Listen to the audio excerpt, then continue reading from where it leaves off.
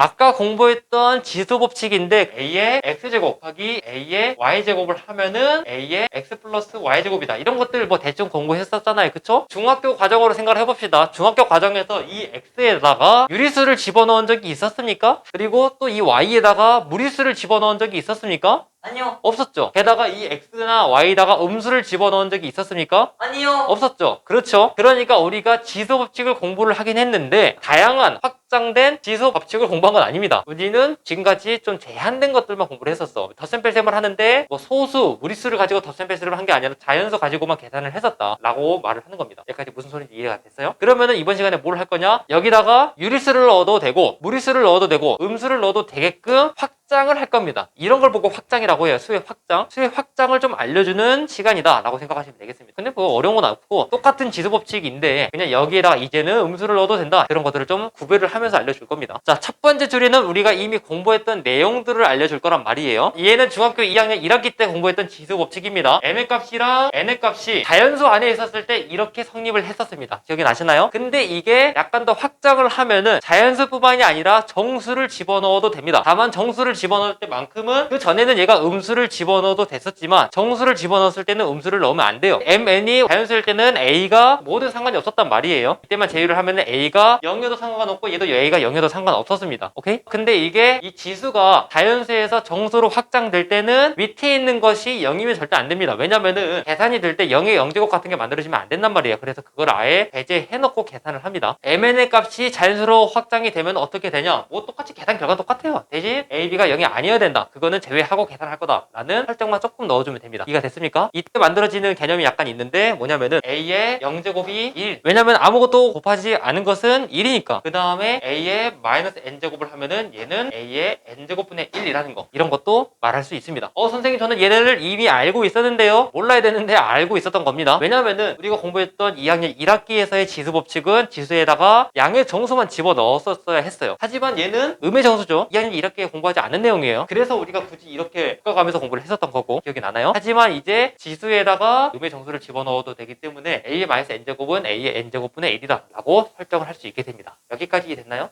여기서 이제 설정 몇 가지를 추가하면 아까 말했던 것처럼 0의 0제곱은 아예 정의를 하지 않습니다. 왜냐면은 계산 자체가 안 되기 때문에 우리가 나눗셈을 할 때 0으로 나눈다도 아예 계산을 안 하죠. 왜냐면 0으로 나눈다는 것은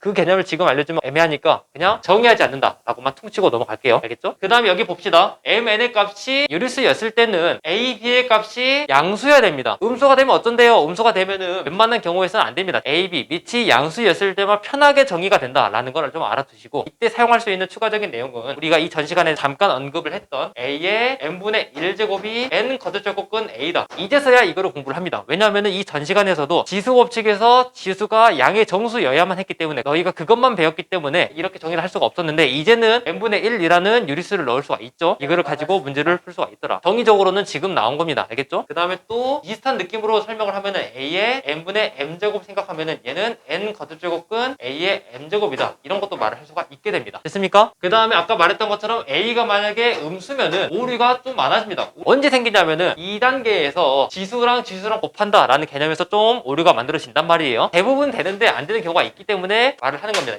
언제는 안 되냐? 여기서 마이너스 3의 2제곱에 2분의 1제곱을 계산할 거란 말이에요. 두 가지 방법으로 계산할 거야. 첫 번째는 이거를 여기 세 번째 썼던 지수 법칙을 이용을 하면은 이 지수끼리 곱할 수가 있죠. 그러면은 어떻게 계산이 됩니까? 이 지수끼리 먼저 계산한다 하면은 몇이 돼요? 맞아요. 마이너스 3의 1제곱이 될 것이고 계산 결과 몇이에요? 마이너스 3이죠. 근데 얘를 다르게 한번 계산해 볼게요. 안에서부터 계산하면은 마이너스 3의 제곱을 하면 몇이에요? 9의 2분의 1제곱이 되겠죠. 9의 2분의 1제곱은 몇이에요? 3이 되겠죠. 다른 방법으로 계산을 했는데 계산 결과가 달라졌죠. 둘 중에 뭐가 맞는지 모르잖아요. 사실 정답은 얘가 되는 건데 마이너스 3이 되면 안 됩니다. 알겠죠? 근데 얘를 그냥 단순하게 지수 법칙을 하면은 실수할 가능성이 있죠. 그러니까 a 값이 음수였을 때는 항상 성립하는 건 아니게 됩니다. 좀 조심스럽게 사용을 해야 되니까 그냥 a가 음수였을 때는 안 된다. 그러니까 a가 양수였을 때 확실하게 성립이 되는 거고 a가 음수였을 때는 약간 조심스럽게 사용을 해야 된다라고 알고 있으면 되겠습니다. 알겠죠? 그 다음에 마지막으로 mn의 값이 실수이고 a, b의 값이 양수면은 항상 성립한다라고 생각하시면 됩니다. 여기서 추가가 되는 특별한 조건들은 없어요. 이런 공식들이 만들어진다. 이런 것들을 좀 조심해가면서 문제를 풀면 되겠습니다. 여기까지 질문 있습니까? 자, 봅시다. 뉴 곱셈 공식, 뉴.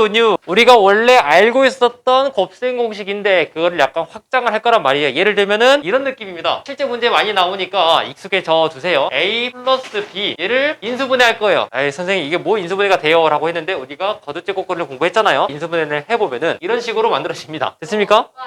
맞아요. 근데 이런 식으로 문제가 나오니까 미리미리 알려준 거예요. 다른 것도 해볼까요? A-B를 또 억가해보면요. 이렇게 만들어질 것이고 다른 것도 또 있습니다. 이렇게 만들 수가 있겠죠? 이해됐습니까? 다른 것 또 해봅시다. 얘를 인수분해하라고 하면은 거듭제곱권을 사용을 하면은 충분히 인수분해를 할 수가 있습니다. 얘를 인수분해하면은 이런 게 된다라는 것을 너희들이 알아두어야 문제를 잘 풀 수 있습니다. 마이너스 버전도 있겠지요? 그렇죠. 얘를 인수분해하면은 얘가 된다. 이런 것들을 알고 있으면은 문제 풀 때 편해지니까 좀 미리미리 알려주고 싶었습니다. 오늘 공부할 내용, 지수의 확장에 대한 내용은 여기까지입니다. 질문 있습니까? 이번 시간에 이렇게 지수 법칙에 대한 내용을 공부를 했고 다음 시간에는 약간 다른 내용, 로그를 공부할 거란 말이에요. 로그는 지수를 반대쪽으로 생각했다라고 생각하시면 되겠습니다. 무슨 내용이냐? 미리 언급을 드릴 건데 사실 너희들하고 여러 번 잡담을 해가면서 로그에 대한 언급을 했었잖아요. 이런 것들 A의 X제곱을 해가지고 B가 될 때 이 X는 몇일까? 라는 걸 찾는 거잖아. 예를 들면은 2의 X제곱을 해가지고 4, 8 이런 숫자가 아니라 7이었으면 좋겠어. 이거만 적어놓은 X의 값이 뭘까? 라고 물어보는 거. 그리고 이 X를 구하기 위한 여정. 그리고 그 여정의 결과로 만들어진 게 로그다. 이 X의 값을 로그 2의 7이라고 하자. 라고 말하는 거. 이게 다음 시간에 공부할 내용입니다. 재미가 있겠죠? 다음 시간을 만나게 될 친구니까 기대하시면서 오늘 수업을 마무리하도록 하겠습니다. 박수!